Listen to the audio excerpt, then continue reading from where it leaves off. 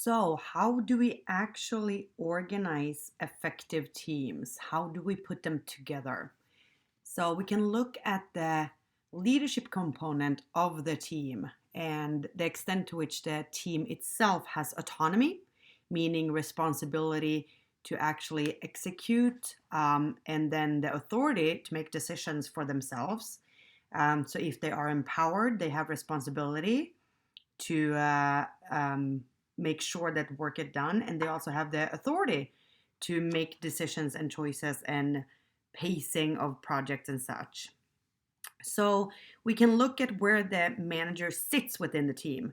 So in a traditional team, what's called a manager-led team, the team has the manager, like typical. The manager actually serves as the team leader. So you have the team together, you have the manager, who by the organizational chart is the manager, and that person also leads the team.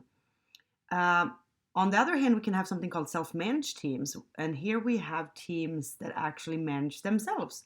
And they don't have a manager that sits as a team leader.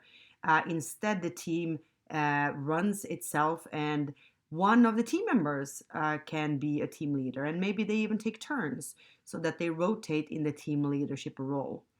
One variation of a self managed team is what's called a self directed team. And a self directed team, here we have complete autonomy.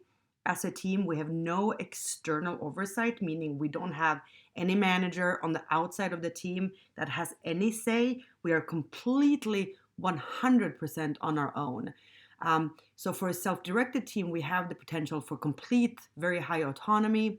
For a traditionally managed team, we have low autonomy, obviously, because the manager is in the team and making decisions for the team. And self-managed teams is in the range between that low and high autonomy, depending on the project and the task and what they're able to do with that.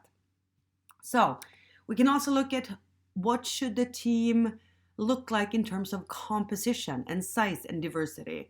So for team composition, we're looking at things such as who should be on the team. They should have technical skills, but they should also have the right personalities to be on the team. They should know the concepts that we're covering in this book, such as motivation and conflict and leadership. And they should also want to be on a team. Sometimes we don't have the freedom to choose team members, and we might be inheriting a team, or the team might already exist, so we might not be able to actually put together the team, so we are not able to compose it. And in that instance, we should train the team so that they actually can work well together. Technical skills, soft skills, especially if they are a self-managed or a self-directed team, because they are making big decisions. So in those situations, there's a great opportunity for conflict. So we have to make sure that the team has whatever skills, knowledge, abilities that they need to be effective.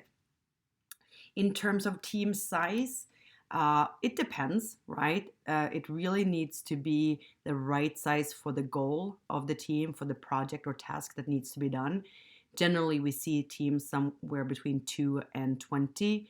A lot of the time, fewer than 10, because the larger the team, the more difficult it is to manage. And obviously, you get a lot of subgrouping in larger teams because it's hard to organize a team of 20 and constantly work together, all 20 individuals. I would say ideally 5 to 7. Your book says 2 to 20, but generally under 10.